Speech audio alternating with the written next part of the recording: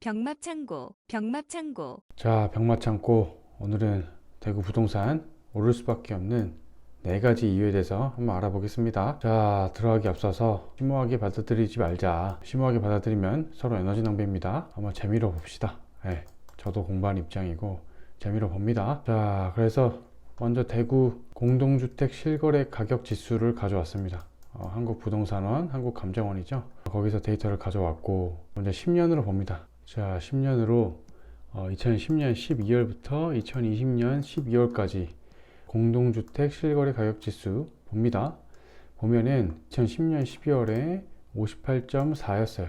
4였는데 여기에 지금 2020년 12월에는 어떻게 했다? 124.6으로 실거래 가격 지수가 상승을 했다. 2배가 넘었습니다. 10년 만에 2배가 가격 지수 기준으로 넘었다. 자, 도대체 무엇 때문인가? 요거를 한번 보자는 겁니다. 그냥 제 생각입니다. 자, 들어가면은 자, 첫 번째입니다. 4가지 이유 중에 첫 번째, 선거 그리고 공약. 대구는 일자리가 없죠. 일자리 없는 대구 지역의 특성상 부동산 개발 공약을 강조할 수밖에 없다. 지방선거에서. 자, 일례로 2018년 6.13 지방선거였죠. 임대은 그리고 권영진 후보, 지금은 이제 선거 결과를 다 알고 계시겠지만 표를 하나 가져왔습니다. 주로 공약이 뭐였느냐 보면은 사실 3차 도로, 미개통 구간 조속, 대구 대표 도서관, 서대구 역세권, 공공임대주택 아파트 건립 다 거의 부동산입니다. 그러니까 다른 공약도 있긴 한데 거의 내세울 수 있는 공약이 부동산이다. 자, 그럼 이제 반대편에 있었던 현 시장이죠. 권영진 시장 공약을 보면은 신천 개발 프로젝트, 대명천, 대구 수목원 3배 확장, 대구 산업선, 광역철도 건설, 도시철도 하향 연장 추진, 안심 연료단지, 대구 대공원 개발 등 본격 추진. 부동산입니다. 부동산. 대구에는 기업이 없기 때문에 다른 지역의 공약을 보면은 특히 울산, 창원 등등 경기도 수도권을 말할 것 없이 기업들이 많은 지역은 이 부동산만을 강조하진 않아요. 보시면 알겠지만 하지만 대구 기업이 없는 대구의 특성상 지방선거의 공약으로 내세울 수 있는 게 이 부동산 개발 공약밖에 없다. 사실 누가 와도 이런 전략밖에 세울 수 없다. 그렇게 볼 수 있습니다. 자, 그래서 공약을 부동산 개발에만 몰두해서 세웠으니 사실 이 공약이 제가 대구시장이 되면은 어떻게 대구시를 운영하겠다라는 계획인데 계획대로 이행을 하는 거예요. 여기서는 이제 70%밖에 이행을 안 해서 성과를 못했다고 이렇게 나온 기사긴 한데 이 부동산 개발이 거의 대부분인 공약에서 부동산 개발만 쭉 하고 있는 겁니다. 대구시 같은 경우에 이런 성향이 좀 강하다. 그래서 앞으로도 대구의 리더는 부동산 개발 정책에 집중할 수밖에 없다. 이런 전략밖에 세울 수 없는 도시의 특성을 가지고 있다. 개인의 생각입니다. 그렇게 볼 수 있고. 자, 두 번째 이유. 대구는 보수의 대표 도시다. 그래서 입신양명, 출세를 중요시합니다. 중요시하죠. 물론 이제 다른 지역에서도 출세 중요하죠. 대구는 특히 이 보수 성향이 강하기 때문에 입신양명 중요하게 생각하죠. 관 이런 거 중요하게 생각합니다. 그래서 그런지 학군을 중요하게 생각한다. 자, 기사 하나 보면요. 대구 사교육비가 전국 2위다. 2018년에 1인 월 평균 30만원 넘었다. 이런 기사도 있습니다. 대구가 앞서 말씀드렸지만 기업이 없어요. 그래서 이제 사실 소비 도시라고 불리기도 하는데 사교육비가 전국에서 2위입니다. 2위. 이 출세를 중요하게 생각하고 학군을 중요하게 생각하는 이 보수 성향을 그대로 반영하지 않았나. 그렇게 볼 수 있고. 자, 그래서 대구 땡땡 카페 부동산 하시는 분들이면 다 알 겁니다. 그 카페에서 이제 입시 결과를 자주 볼 수 있습니다. 여기 보시면 정화여고 입시 결과 대단하다. 조회수도 엄청납니다. 엄청나고 또 경신고 올해 입시 결과 대단하다.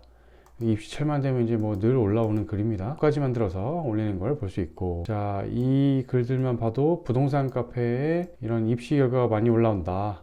즉, 학군을 최우선으로 보는 그런 지역의 특성이 있다. 그 지역의 특성을 그대로 반영한 이 수성구가 버티고 있기 때문에 장기적으로 봤을 때 이 수성구의 수요는 늘 기대 이상의 배우 수요가 있다.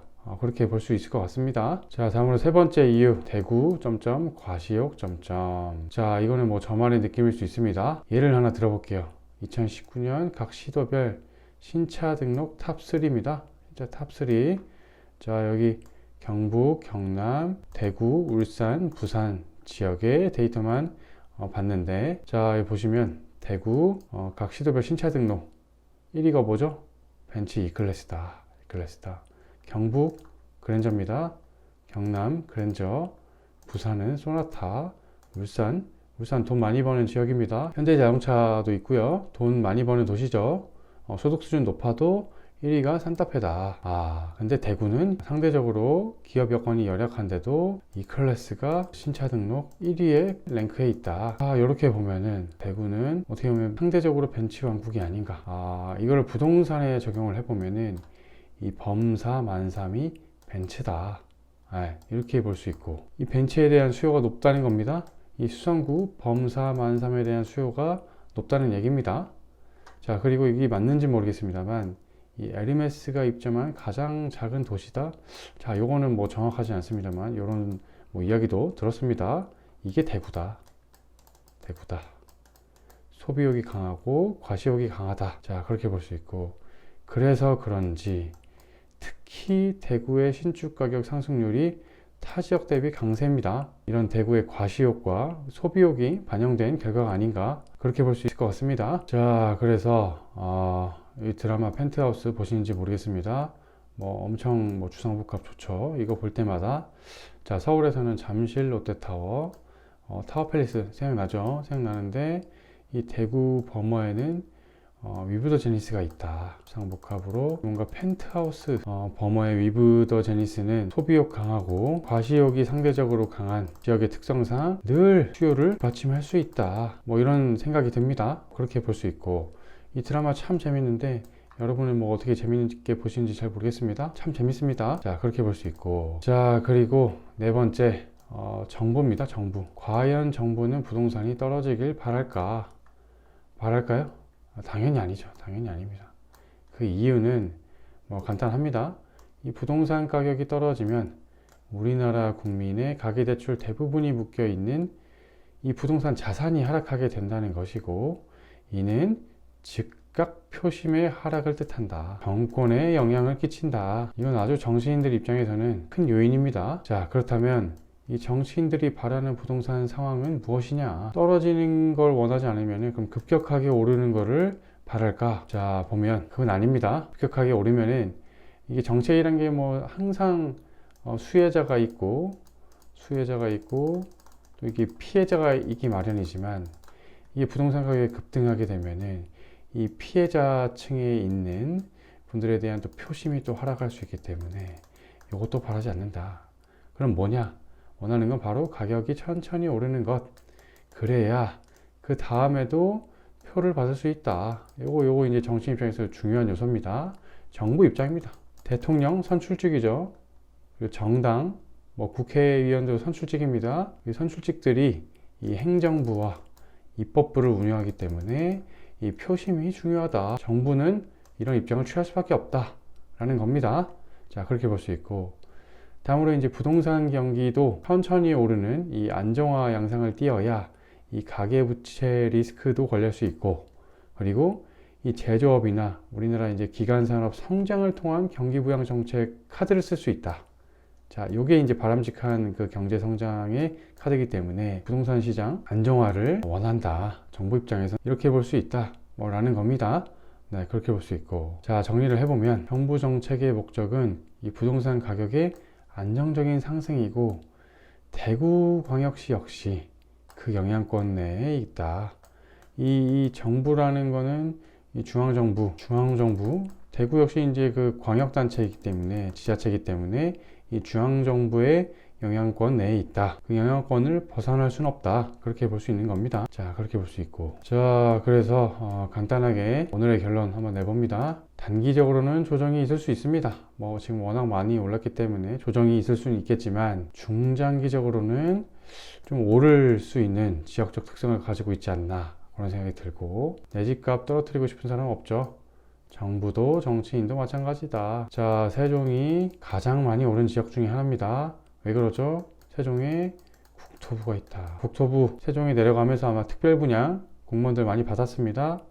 자기가 살고 있는 집값 떨어뜨리고 싶은 사람은 아무도 없습니다. 국토부 공무원 마찬가지예요. 뭐 세종시 공무원, 대구시 공무원 다 마찬가지입니다. 흐름을 우리 일개 개인이 거스를 수는 없다라는 거고, 자, 그래서 이 부동산 사라고 제가 조장하는 건 아니지만 판단과 책임은 뭐 개인이 뭐 판단을 해야겠죠. 하지만 이제 늘 중요한 게 이제 가계 재정 상황에 맞춰야 된다. 영끌은 하지 마세요. 영끌 하면은 삶의 질이 낮아진다.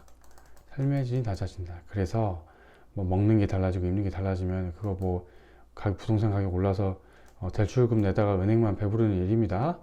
저는 이제 바람직하다고 보지는 않고 가계 재정 상황에 맞춰서 갈 수 있는 곳을 가야 된다. 자, 그리고 마지막으로는 이 투자는 결국 분석이라고 생각합니다. 분석이 뭐 틀릴 수도 있고 맞을 수도 있겠죠. 뭐 미래는 모르는 거니까.